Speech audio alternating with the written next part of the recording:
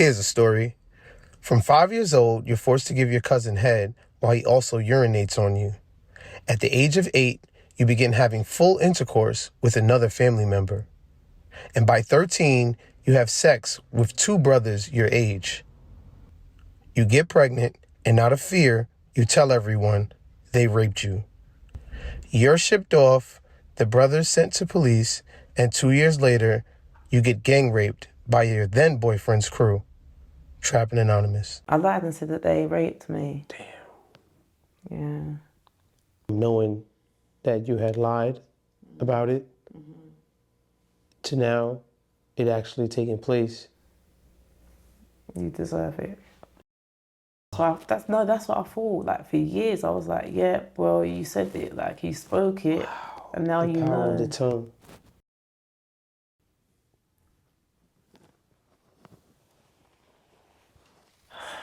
Oh, thank you. What's good? My name is Chris Styles. It's Trappin Anonymous. Welcome back. Welcome back. Shout out to everybody that's helping keeping the movement moving. Sorry, I'm a little sick right now. My allergies and I don't know what's going on. But anyway, we have our first international episode all the way from the UK. First time in America. I'm super excited to just be able to reach more people and just to know that we even have listeners that far away and all across this world. I mean, this is a true testament to the power of everyone's testimonies. This is a testament to you all spreading, sharing, liking, following. I just encourage you to keep doing it. If you're sitting there watching this and you feel like it could be you, DM me, email me at Trappin Anonymous. I'm there. I reply back. That's how I get all my guests. And I can't thank you all enough for the ongoing support. Do remember that the stories that you hear reflect real life. They're here to inform, educate, and keep your little homie off the streets. My name is Chris Styles. It's Trappin Anonymous. Let's get it. How are you? I'm well, thank you. So I'd like to start with your name and why you think your story is important. My name's Leyeasha. Everyone likes to call me Cookie. I think my story is important, firstly, because I feel like in England, people don't realise that a lot of these situations happen. And also, I'd like to really impact the youth, but especially young girls. You have an intense story, and it has many layers, it has many parts. I'm going to try to dissect it as best we could. Okay. Okay? As best we could. Yeah. At what age do you have your first child? 13. 13 years old. Yeah. How does that happen to a 13-year-old?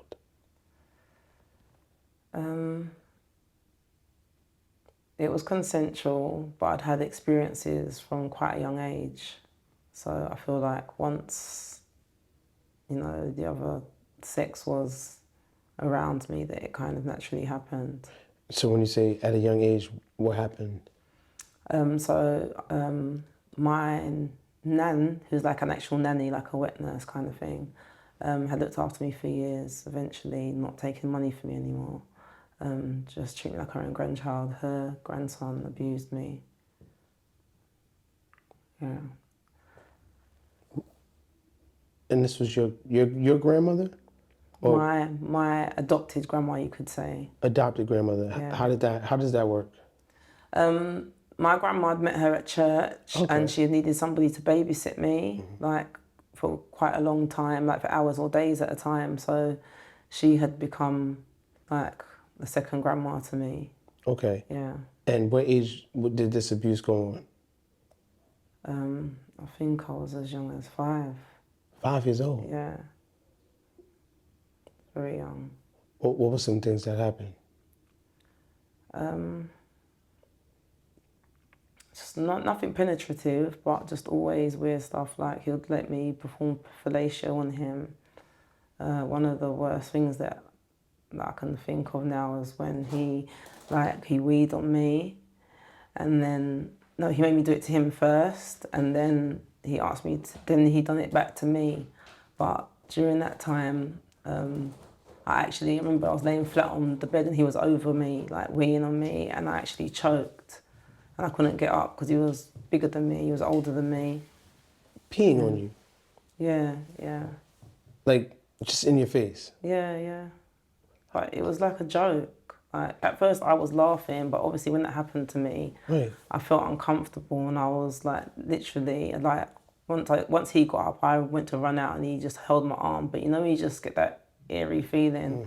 I can't remember every single detail, but I just knew that I felt a little bit panicked, confused, and after that, yeah, because that was very weird. And then he wanted you to do that to him. Yeah, he actually made me do it to him first. Yeah. And how old was he? He's like about 5 years older than me. So he was like 10, you were 5. Yeah. He might even have been older, because I think like my cousin's like about 9 years older, and they're roughly the same age. But, yeah. Wow. So around like 14, Yeah. teenager. He's older. Yeah, He's definitely older, yeah. How often would this go on? Probably every time he came around. And I feel like, you know, he was trusted, so nobody ever thought like anything was going on. And because I was quite a vocal child, I thought, like, now older people probably thought, oh, they don't need to watch me or anything because I'm going to tell. Because I'm a very hyper, very vibrant child. Yeah.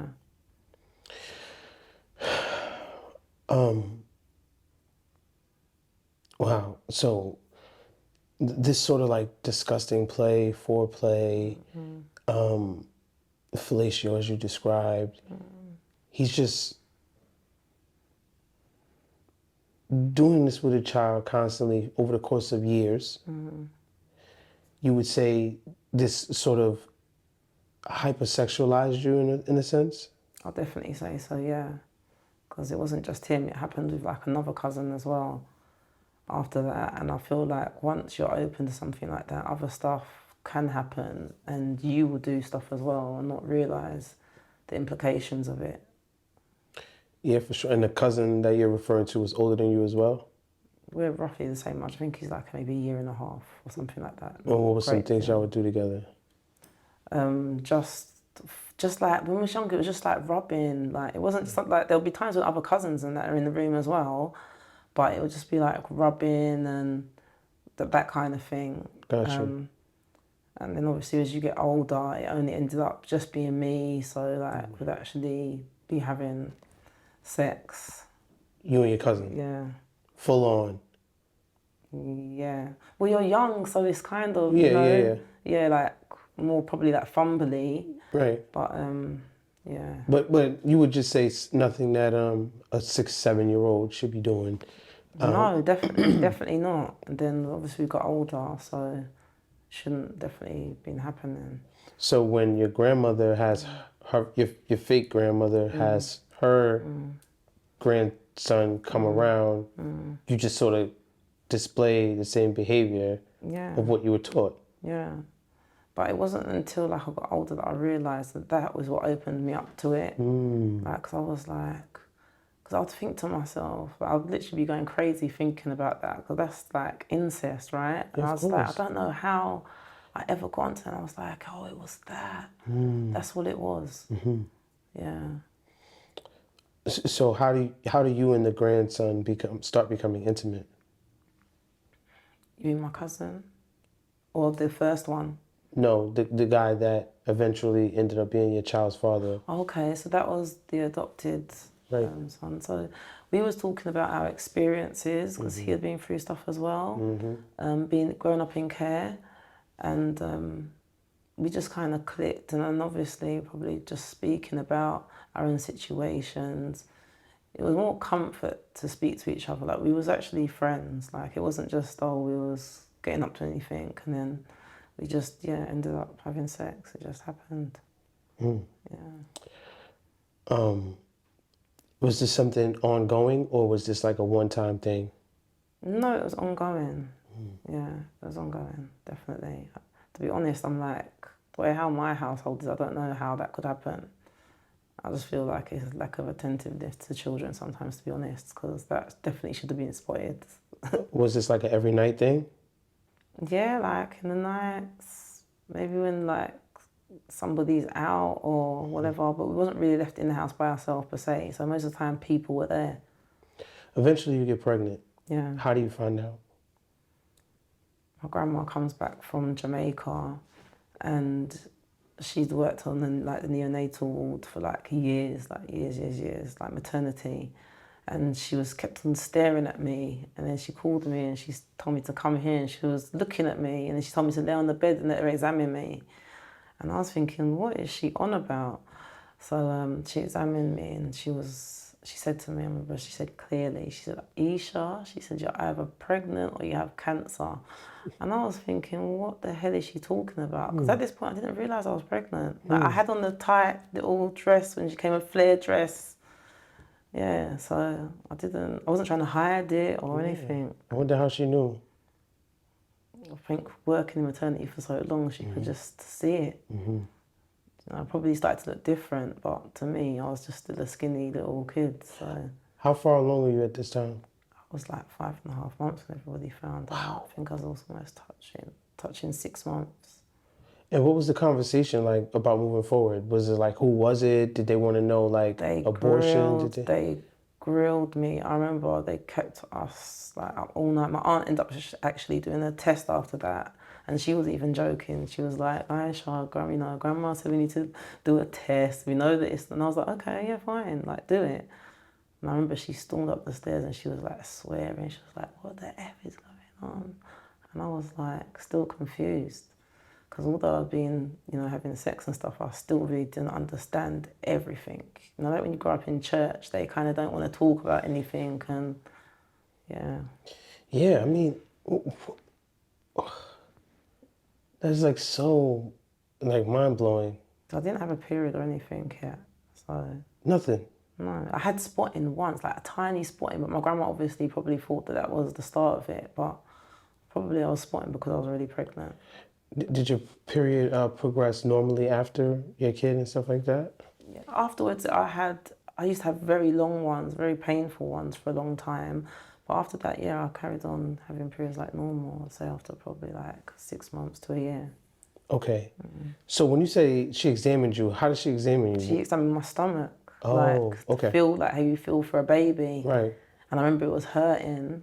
Wow. Because I was used to, do a lot of sports athletics. So I was very fit, so, And you never felt different? You didn't feel weird? I didn't feel nothing. I didn't have a clue. Like, I was still running the whole lot, and I was fast. Like, everyone used to talk about me in the area. I was fast. I was still doing taekwondo.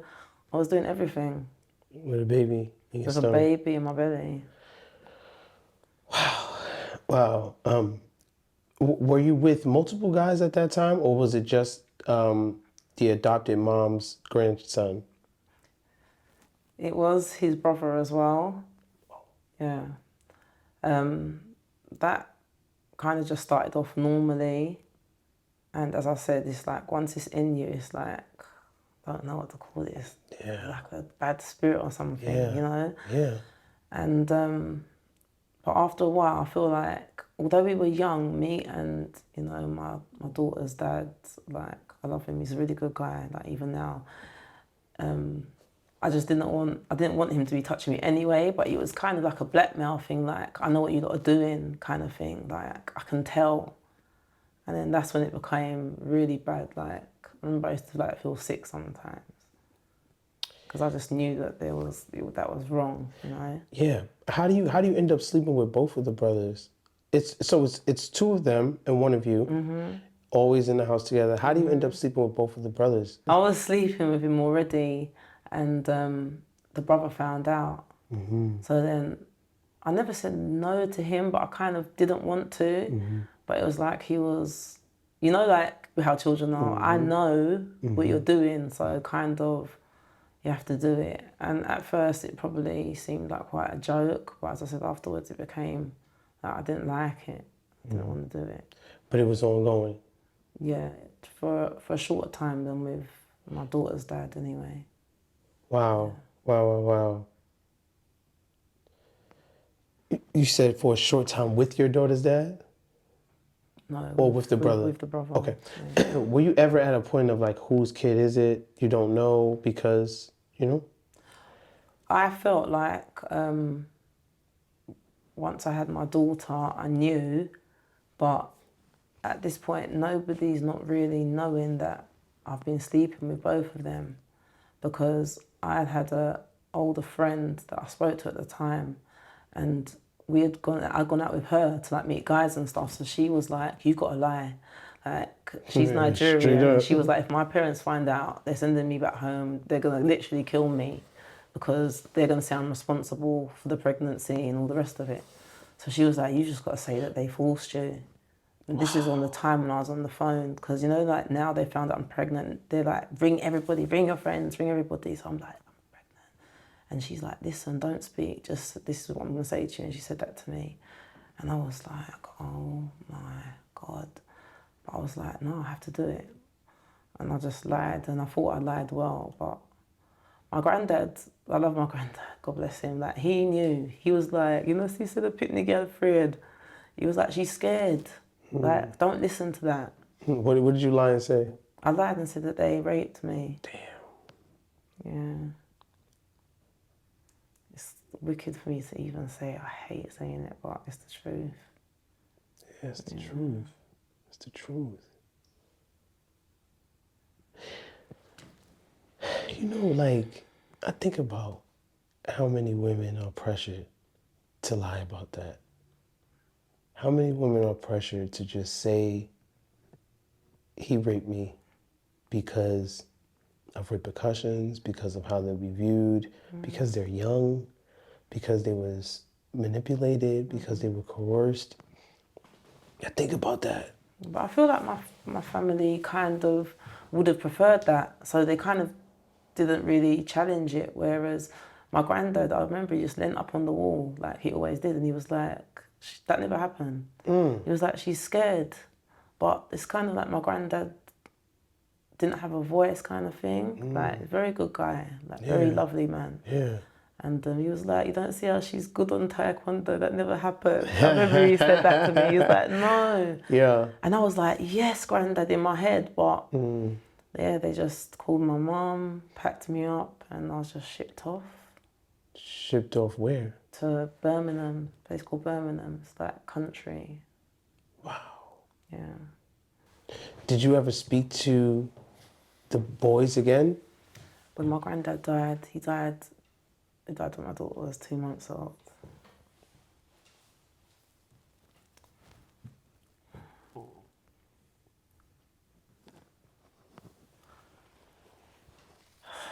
Oh, thank you.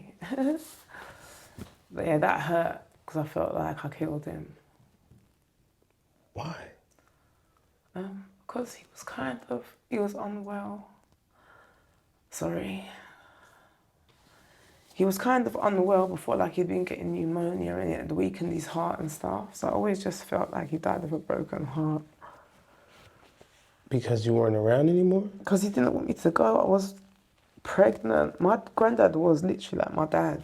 Wow. Like, I knew my dad, but my granddad done everything for me. Like, every trip I went on, clothes. Like, even when I was younger, they used to say that he would come home like 11 o'clock at night 'cause he was a warehouse worker. And they said I wouldn't go to sleep. He would have to come, bath me, put me to bed. So, you know, I always thought to myself, like, oh, I'm going to go back home kind of thing. Because although I lived with my mum at times, I was predominantly at my grandparents' house. So he just died before I got a chance to even see him again. Were you ever able to clear the brothers' names? Yeah, so Did they go to they went jail? through a lot after that because obviously my family were peed off. Even if they didn't believe that, you know, that I said they had raped me, they were pissed that, you know, I'd gotten pregnant. Yeah. But I saw him at my granddad's funeral, and you're only young, isn't it? So he kind of was just happy to see me, and I just remember he like asked me if he could hold her. I can't even remember, to be honest, if I let him hold her or not, but he just kept looking at her. And then when she got older, he started to come back in her life and we spoke and stuff. And I say sorry. Like, even now I still say sorry to him. And he said, don't say sorry. Like, we both went through a lot, kind of thing. And he even once said, like, I said to him, like, I want to do a DNA test just to be sure, but like, she definitely looks like her dad. Like, and this is how good he is. He said to me that I don't even want to do a test because he said my brother's not nice like me. he was like, she's mine regardless. And I was like, from the time you're a child till now, like, how can you have that mindset? Like, if that was me, I might hate you. Like, he caused me a lot of heartache. I know what we've done, it was both of us, but I caused him a lot of heartache, you know? Yeah. Yeah. Wow. That's powerful. Do you know some of the things that they had to go through? Did they have to go like get arrested and stuff like that? They Or had to go through police station, like, I know that my family probably were beating them, all the rest of it. Like, they went through a lot. but not like any charges or anything? No, no charges happened in the end. They just all got dropped. Okay. Like, my mum asked me a question. Like, she kept on saying to me, "Are you sure?" Because I think my mum knew. But my mum always said, like, my kids are not going to be abused. I'm believing them because she'd been through stuff herself. She's like, I'm always believing them. Yeah. So she was like, you have to be the one to say it. But I just couldn't say no, it didn't happen because it's like the lie was so deep. I couldn't release it. But one day my mum said, if you don't answer me, I know. And then she just went around the police station and told them. But I feel like the lady knew anyway, because her and my mum would go off and have little quiet conversations. So I feel like everybody knew, because probably the lie was so, dead. And at what age were you able to sort of make it right, if ever?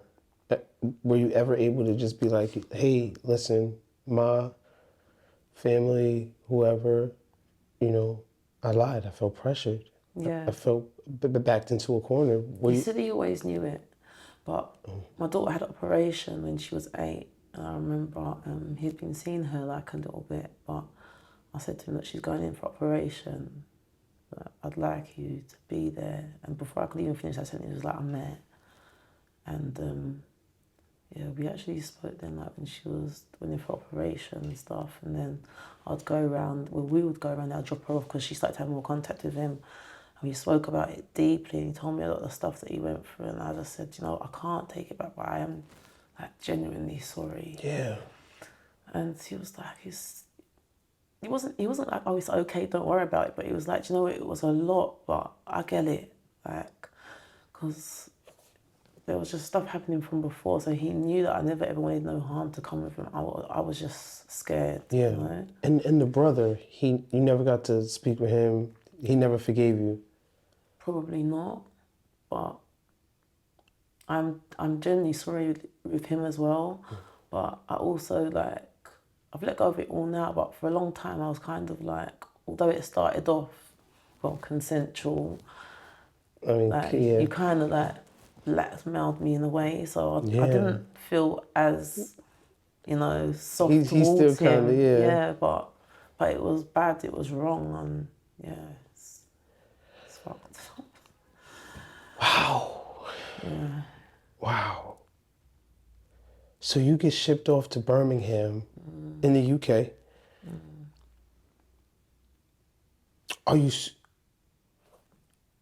How does the pregnancy go?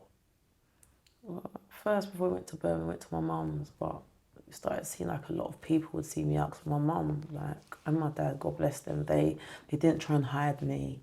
They tried to make me feel as happy and as comfortable as possible. But I just didn't like it. I'd come home crying a lot. So my mum was like, do you want to go to Birmingham? I was like, yeah, I just want to go. But I probably didn't really want to, but I just didn't want to be seen. I didn't want to be going through what was going on. So yeah, we ended up going to Birmingham, and before we went there, I had emergency everything, emergency scans, blood tests. Obviously now social services, what we call it in the UK, are involved. And then we ended up going to Birmingham. Shortly after I had my daughter in hospital. What was that like, walking through the hospital? Everybody's, I'm sure, looking at you, and it was crazy. But they, apart from one person that actually had my daughter, they was actually super nice. Whether they was putting it on or not, they didn't make me feel uncomfortable. It was more, I was embarrassed, because now I've realised everything that's gone on. Remember, I've still got it in my brain, although I haven't said that out my mouth. I know what I said, that the boys had done to me. So I'm in turmoil myself, Yeah, for sure. And the doctors, are they kind to you? I'm sure they have every expert in the room at this point. Yeah. Most of them, like all of them, as I said, were really good. Like I had, as I said, I had like a couple scans a week. Like they were watching me because I was still very small then. Like I was a skinny girl. I was the size of a 12-year-old. I wasn't like some of these girls that are big nowadays. Yeah, so I had emergency everything. The doctors were nice to me, the nurses, the midwives, everything. Even like having her, You like, gave birth naturally? yeah, naturally. Wow. The room was like full of people, Wow. and through it all, I'm still having embarrassment because I'm still a kid. Was it Like, painful? it was. Right? Was it painful? What kind of question is Yeah, that? I literally felt like A guy would ask I that. kept on saying to my mom, I'm gonna die, I'm gonna die. Yeah. And she was like, you're not gonna die, baby. Honestly, I'm not gonna let you die. Did you get the epidural and all of that? Yeah, but you know, I kind of had it a little bit late. So it kicked in, but I was just like on like pethidine and all the rest of that. Yeah. So, Yeah. Okay, 13 years old, you have a kid, I don't even know how you even begin to raise a child as a child, like what is that experience like? It was very hard at first, but my mum was hands on. Nice. Yeah. That's My good. dad as well. Okay.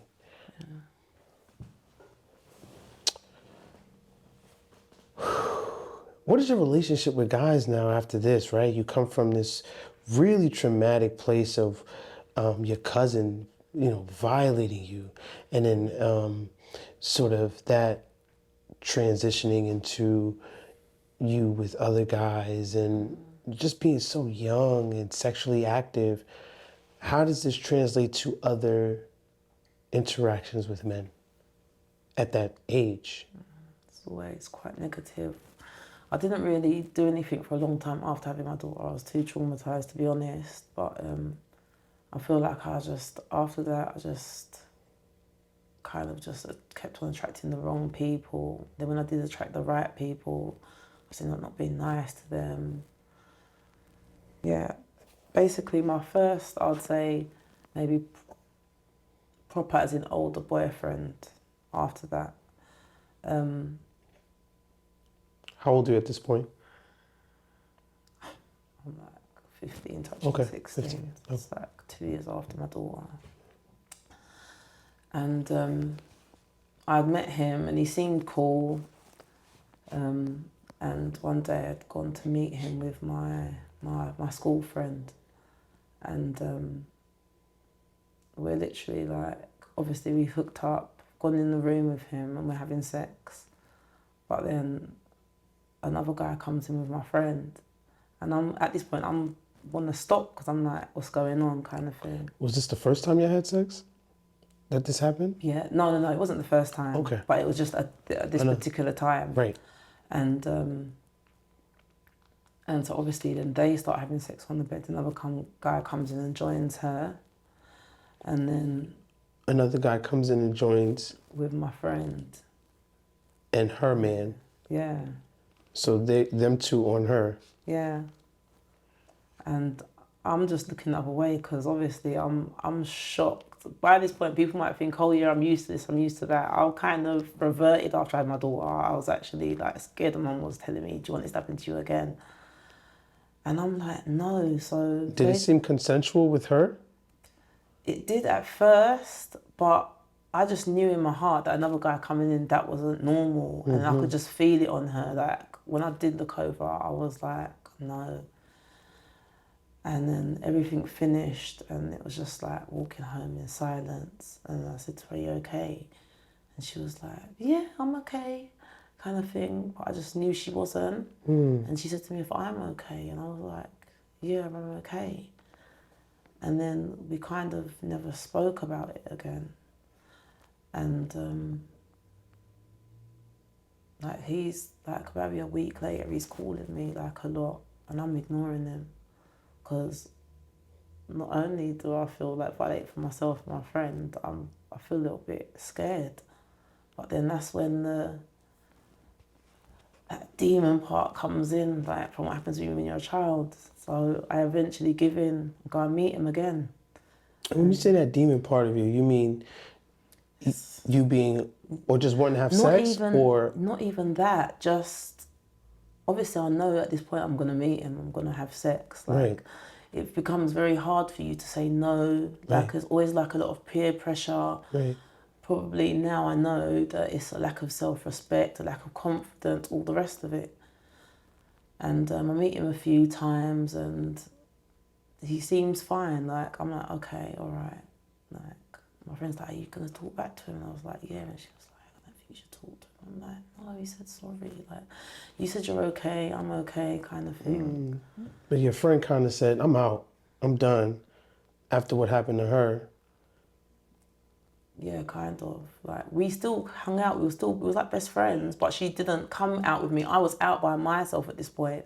You know, like times in your life, it's like a circle of friends kind of start to change. Of course. Yeah. But I'm just trying to sort of internalize how that day when you looked over and it's two guys on her, and you have you and your guy, and yeah, she sort of acted like she was okay, but in reality, that was a traumatic event for her. That was crazy. So much so, she didn't want to go back and link up with these guys no more. No, not that guy anyway. Not that guy. Yeah. Okay. Yeah. But that friend was kind of crazy anyway. That's why when she said it, although I felt like she wasn't okay, I thought that she's just putting up a front. Because like she wasn't, even though I had a baby, I was still quite subdued. She was like different. I don't want to slag her off, but she was different. Just say that. What do you mean by different? Sorry. Like, we would just go to the park and actually with flash boys and all kind of stuff like that. So I kind of think maybe they, at that point, although I had a baby, they're thinking, all right, she can manage, she's got a baby. They're thinking like she's probably a bit more loose. That was just a blip, and you know. Yeah, so we're still hooking up after this, and he's done everything at this point now to make me feel comfortable. Like, I'm sorry, I didn't realise, like, girls from my area, remember I'm telling you I'm not from an area like that, like that's from the ends. Like, I grew up in a very like quiet, quite posh area, like my friends weren't at all like that. And now you're in the hood. Yeah, now I'm there, like, you want to be a big girl, you're going to see a big girl. So, yeah, I met up with him a few times and then thought, you know, he's cool now. But that specific day, I really knew what it was like to be, yeah. To be raped. Yeah.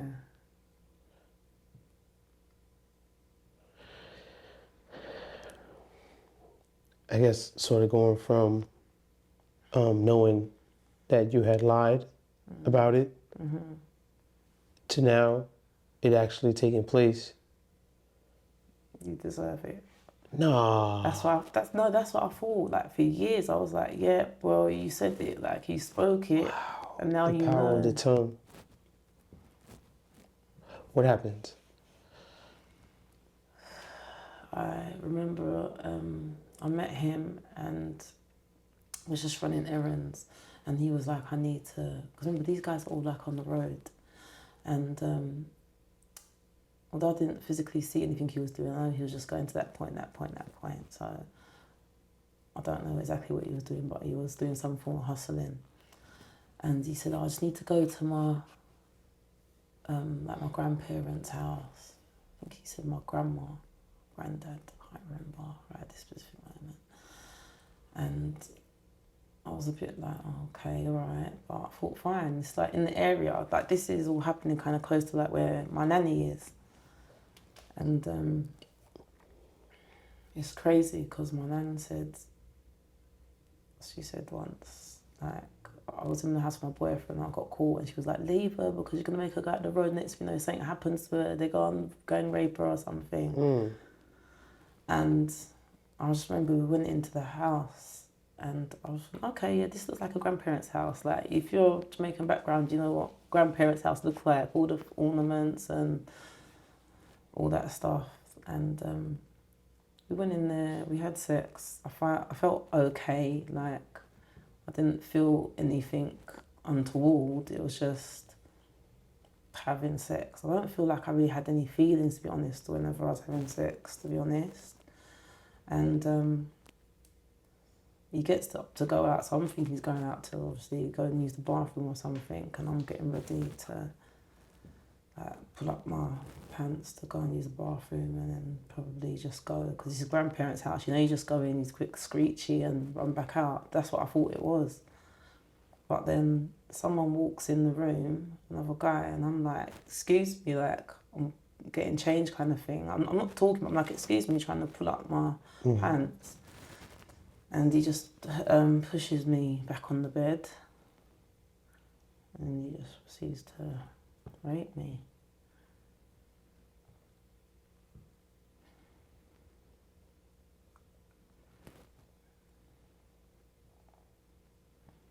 And then and he stops. At this point, obviously, I'm in shock because it's actually proper happened. Like, he was a big man. Like, none of these boys were really young. And it happens about 3, 4, 5. I think I stopped counting at like 6 or 7. But I know that I was there a long time. That's what I do remember. Because I had to go and get my daughter. I was still in school, obviously.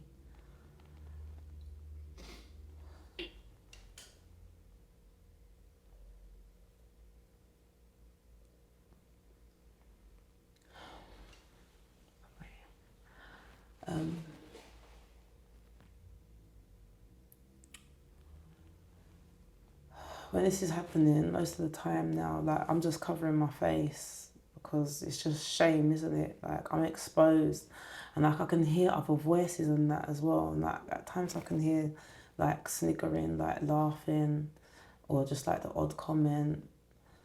And I remember this. I don't know why I remember this particular point. It's crazy, but it goes quiet for a little bit. So I kind of like move my arm from across my face a bit, and there's this guy that comes in, but he looks younger than the rest. So at this point, there's just a silence. So I kind of move my hand from over my eyes, and there's a guy that's like, he's kind of standing like at the door, but he's younger than the rest of them. I just remember that. I remember he had like black braids in, and kind of walks in the room more because they're like jeering him, like, go on, go in, like, what's the matter with you, are you a pussy, like all that kind of thing. And at that point I'm just thinking to myself, please let this stop, like maybe he's gonna stop. And he just stares at me for a while, and then I stare back at him, and he eventually says to me, like, are you okay? And I'll just look at him, and I just know he looks in my eyes and he knows I'm not okay. And he kind of turns to go out, and there's like, they push him back into the room, like they go on, because like the door was like always a bit open, so like can look in the like the crease of the door, or the odd person, I don't know, maybe he was looking around the door or whatever. And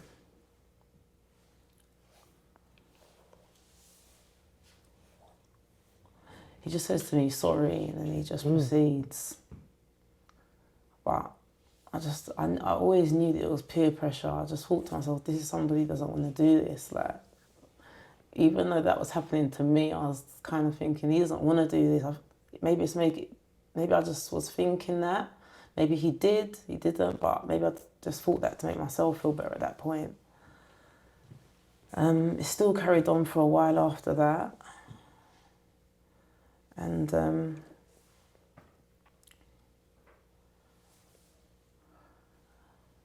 sorry. I remember I don't remember what happened, but I just got some strength to just get up and get out the room at this point, because I know that the day's gone on. I don't quite know what time it is, but I know that I have to get my daughter. And nobody else doesn't know that I'm not where I'm supposed to be, because I wasn't where I was supposed to be. I'm bunking. So I'm like, I need to get my daughter. And I just get up and I managed to get into the hall. And I just remember looking down the hall, like to the right, and I see more people.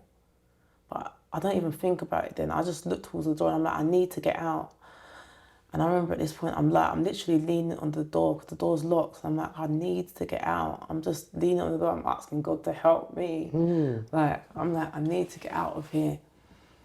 And I'm like, I need to get back. I can't remember if I was in the uni or at school, but I'm like, I needed to get back to the school because it was in a school. It was like, I need to get back to the school to get my daughter. And I hear someone say, fam, I thought she was older than that. And I can hear like muttering now. So they must be thinking like, what should we do? Like, and I can hear like some curse words, and then I can hear some people saying, just let her go, just let her go. I can hear, like when you're in a movie, you can see like a million voices. And I'm not caring what any of them are saying at this point. I'm just like, just let me out. Like, I don't want to be late for my daughter. I don't even care about, like, not, like, if anyone finding out. I'm just like, I just need to get my baby, like, and I'm still like that now. I don't like to be late for my kids, like, I get so upset. And I remember one of the guys, he was like the boyfriend's friend, and he's like, I'm gonna go and get my bike, like moped we call it in England, and like the little scooter things. I'm gonna take you there because I'm like, I'm gonna be late. So at this point, I must know what the time is. Probably because I got my phone by then.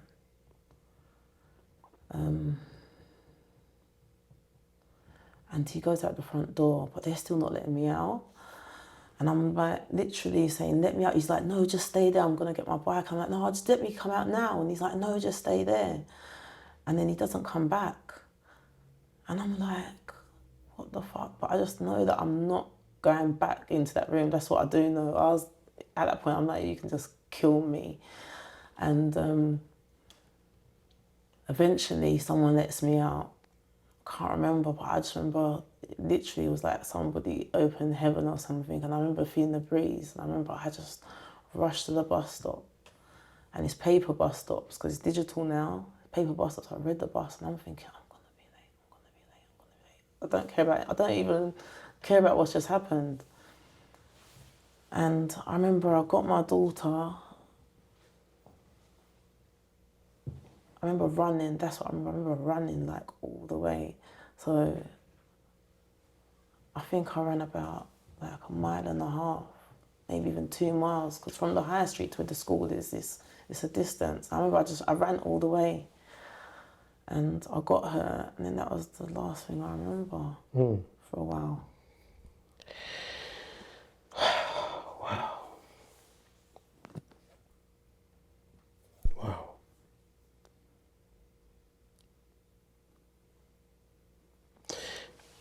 In my mind, I'm just like, we don't know if they were using protection.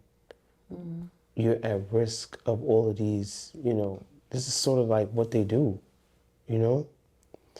Are you feeling weird there? Do you have to go to the hospital? Is there any STDs? As far as I'm aware, I can't be 100% sure. I don't know if maybe a condom broke. I don't know anything like that. But they were being very careful. You can hear like the exchanging of words, like make sure you use a rubber and all of that. But after that happened, I'm still kind of not growing up. So I'm not even thinking of that. I'm in pain. Yeah. Like, yes, I've had a baby, but that's trauma. Like, Sure. I can't think about anything.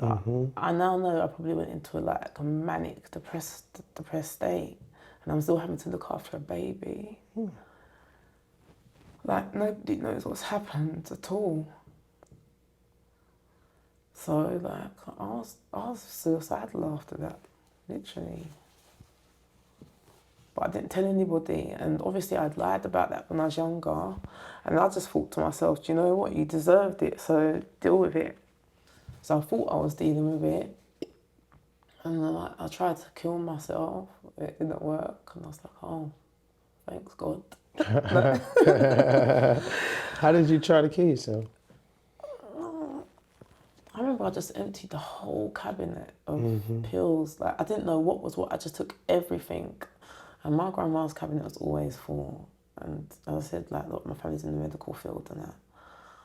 And I remember just taking everything out. At first I walked there, I walked back. I said, no, I don't walk back. But it wasn't like, oh, I don't want to kill myself. It was like, how am I going to do it? Because I've got my baby. And at the time when I done it, I actually had her. So I remember thinking, I had to panic. Like, it wasn't a cry for help. Nobody knew. I just wanted to be out of it.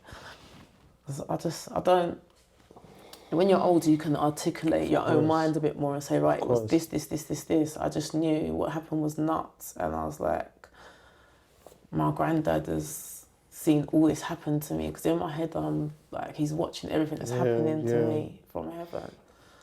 And I'm just ashamed. And at the same time, I'm like, serves you right. And I'm just having all these thoughts. And I'm like, at this point, I'm just like, I don't even deserve to have my daughter. Wow. Wow. So I remember I got a towel. I bathed her, like I've done her hair. I made sure she looked nice, put her clothes on, everything. And there was like even a voice saying, like, don't leave her, don't leave her, don't leave her. And I was like, no. And that's how, like, I know, like, I have to know God, because I don't feel like you can go through that and be that young. 15. Yeah. And be that young and know that that shouldn't happen. Because you hear stories all the time, like women and their kids are just gone. Okay. Wow. It's just experience after experience after experience since 8 years old. Say that again? From 5 years old. From 5, 6, yeah. From I was young. After this incident, you don't go to police or anything like that. Didn't go to the clinic. Didn't go to the clinic. Nothing.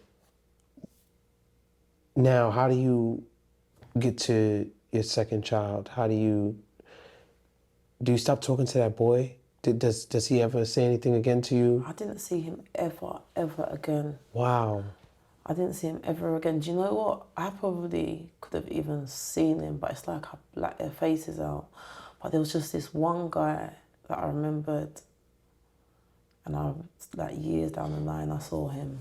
I went to MOT in my car, and I saw him, and I remember I left my car the whole day there 'cause I couldn't go back in there to get it. What? Yeah. And did he see you? No. I don't know if he'll remember me. I feel like guys like that, it's nothing to them. You're just a piece of meat. I just remember I glimpsed him. Sick.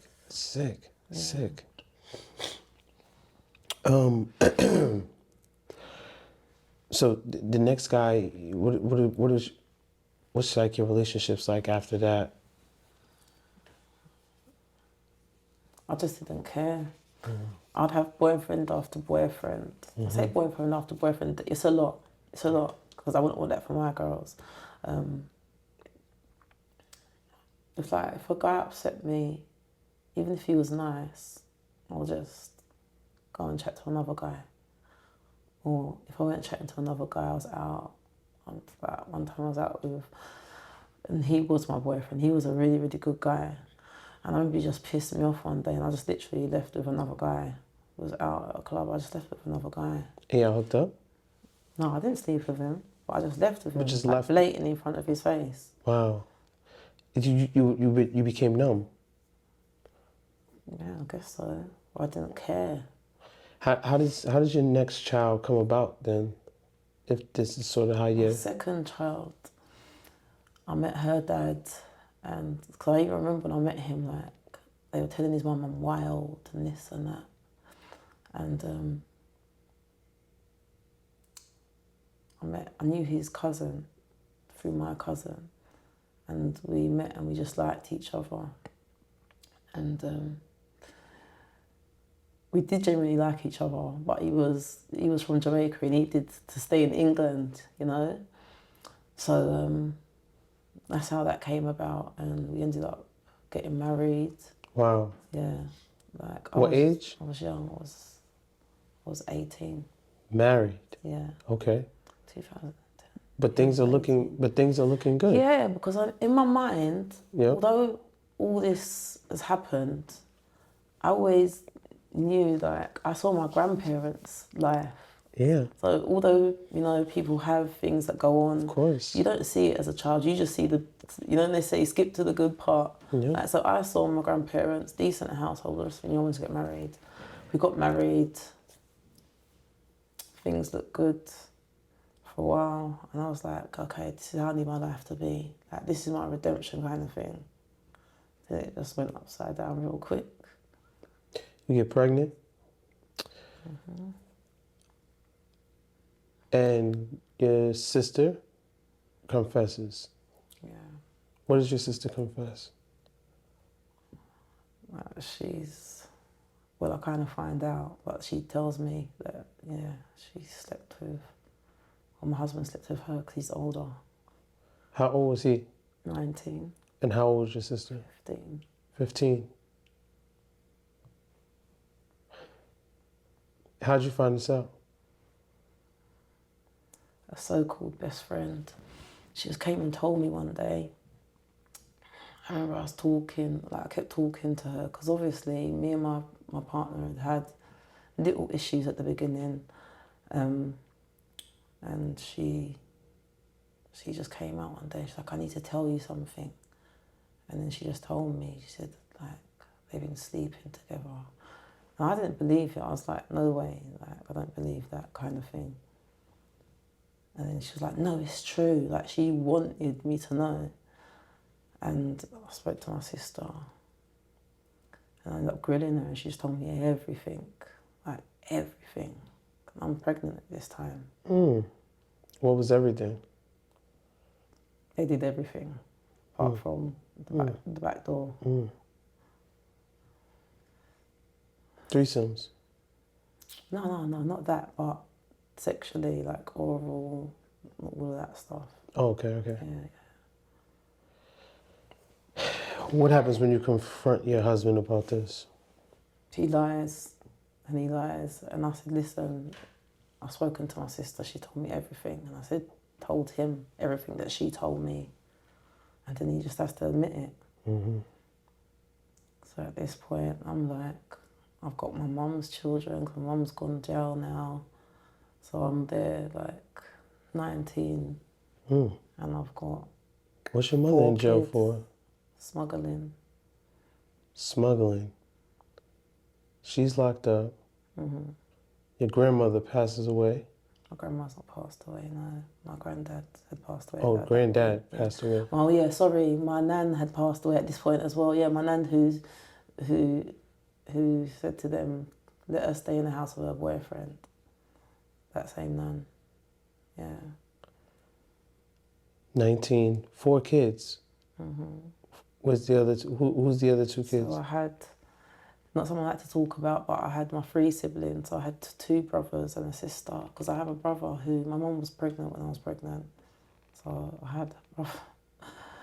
Yeah, I have those 3 siblings. While you were pregnant at 13, your mother was pregnant as well? Same time? 3 months. Apart? 3 months.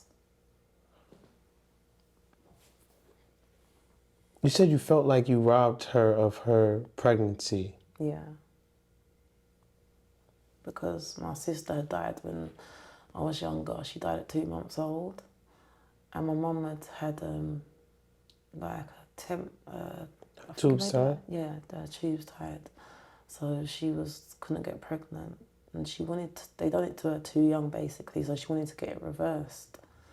And when she went for the reverse, they said, oh, you're pregnant. So it was like a miracle baby. Wow. So then I felt guilty that I messed it up. Well, I did mess it up for her, kind of thing.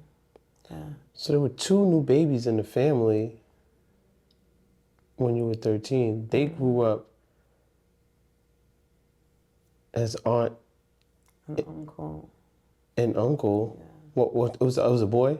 Yeah. Okay, so your uncle and a niece. Love my brother, yeah.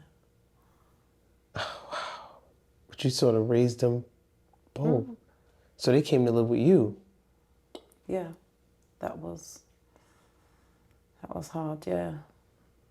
All my siblings, like nobody else in the family fought to take them on. It was looking like they was going to go into care, and I was like, no way. How are you providing for all of these kids? How are you? I'm hustling. Like when I lived at my grandparents, the household was maintained. Like everything was nice.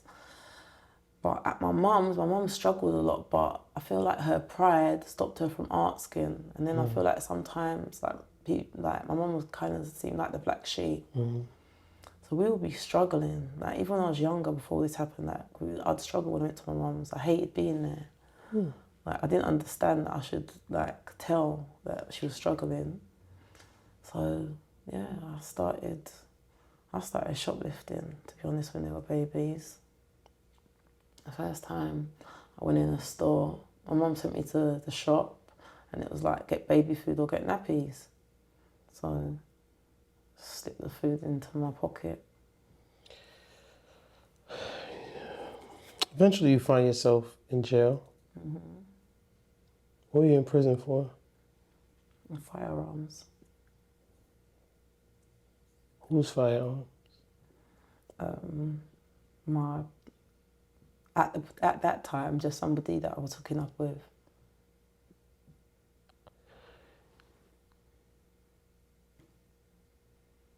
They offered you 25 years.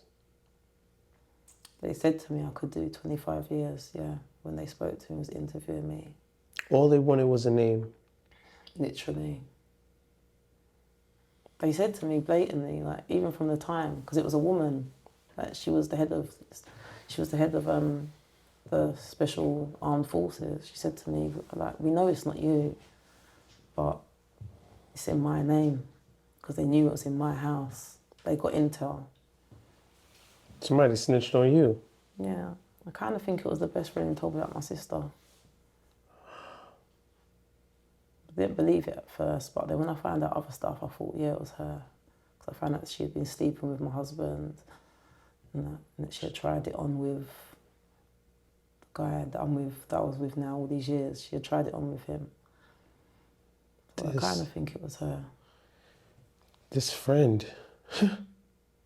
This is somebody who didn't have anything when they moved into their flat. Although I was young, I was always switched on. And as I told you, I used to hustle, so I made sure that we had everything. Like, I helped her get stuff for her baby. Like, I helped her. She was so rough with him as well. Like, I used to look after him. I say, listen, give him to me. Still. Teach her to cook. Wow. Okay. And you were going to do the rap for him? You were going to do the 25 years? You were going to leave your kids, leave your siblings? Why? Don't have a clue. I just feel like I'd say loyalty. Then it was loyalty. It was me feeling sorry for him, you know, knowing things that he's gone through and thinking, oh, do you know what? They might say 25, but they might, you know, give me a lot less. Like, they already know. They knew my whole history before they arrested me. And how old were you at that time? I was 20 now. 20? Yeah, I was 20 because I was on bail when I was 21. Yeah, I was 20. Where are your kids at this time? Where are... My kids, when it actually happened, they were still in the house. But do they go to does the government take them? My aunt now has taken them. Wow. My aunt had to take them because of the job that she has, like, it was less likely for them to turn her down. Okay. So my aunt's got them. Wow. How long were you in jail? Just over 2 months.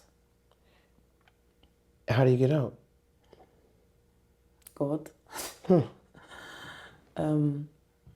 I got bail. I had a really good barrister, a really good solicitor, but I can't even answer that straight. When they gave me bail, it was just before Christmas, I remember. And my solicitor said, you're gonna get bail, but I need you to start speaking now because I don't know how long I can I can keep this up for you. I don't know how long they're gonna let you be on bail for. Who's saying this? My solicitor, my barrister. Mm-hmm. Yeah, I remember. Like they actually were like father role models to me as well during this time. Like they wasn't having a bar of it. They were like, speak, because I still wasn't telling the straight story. They said tell me the straight story, but I wouldn't, because I was thinking I'm just suspicious of everybody at this point. I'm thinking if I tell them the truth, they're gonna talk. But they were like, you need to speak. Like you're a young girl. Like if your aunt didn't get those kids, they'll be in care. Yeah, they find you with this gun, but what was some of the things that you were doing with this guy that they want you to snitch on?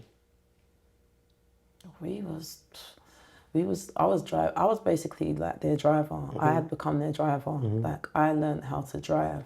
Like even now, like a lot of people can't outdrive me. It's something that I could naturally do. I didn't have my license or anything at this point. It was like Russian roulette, to be honest. Like I'll just be the driver. So they would go on moves, whatever, and I will just drive. I know that there was obviously, dealing and all the rest of it as well, but I didn't physically see a lot of it. But there's been a lot of incidences where fights and that happened without raving. Obviously living this baller lifestyle, which I found it was quite exciting. At the same time, I was kind of like, you know what? I met this guy who's the bad boy, but he ain't bad. Like he ain't raped me, he ain't hurt me. If anything, I felt protected. So I was like, no one can't fuck with me again. It's so sad that like that's sort of like your barometer, right? Just don't rape me and you're a nice guy. Because every guy that you sort of met and ran into just kind of took advantage of you. Sex with them or that happened or they raped me or So it's like, it's just, okay, so your solicitor says to you, your lawyer says to you, you got to start talking, this, that, and the third. Do you start talking? Say anything. So what happens? Don't say anything. So at this point, we're just kind of hooking up at first, remember, but we have a good relationship between me and him. But at this point, I'm kind of interacting with his family and that now. So my solicitors thinks that, that they're coercing me or anything, but it wasn't that. He told me, his mum said, son, if you don't go guilty, I'm going to cut you off. Like, she's got her kids, she's got her siblings, like, you've got to let her go. But the way how that conversation went, I felt like he always genuinely just done it. So then he eventually goes guilty and then they let me off. Who convinced him? His mum. Oh, his mother. His mum had said to him, he had told me after this, but as far as I was aware at that point, he had just given a guilty plea. He had said to his solicitors, at this point, we're acting like we don't know each other. So we're having to act like we don't know each other. I can't go and see him. Even when I'm on bail, I want to see him so bad, like, can't do any of it. But they would have phones in prisons and stuff. So at this point, when I'm on bail, we're having phone calls and stuff regularly. So it's not monitored. Wow. Wow. Wow, wow, wow. Here you are. I'm sure you've been through much more with him. I could only imagine someone you would ride or die for. Literally. Someone that showed you love sort of for the first time. Any regrets? I wouldn't say I have any regrets because I wouldn't be where I am now. The only thing is I would take back putting my children in that danger. When I say children, I mean my siblings, because I say my children, like even now. Yeah. If there's anything that you could tell your younger self, what would it be? I would tell my younger self to have confidence and belief in yourself and to not let anything that happens in your history define your future.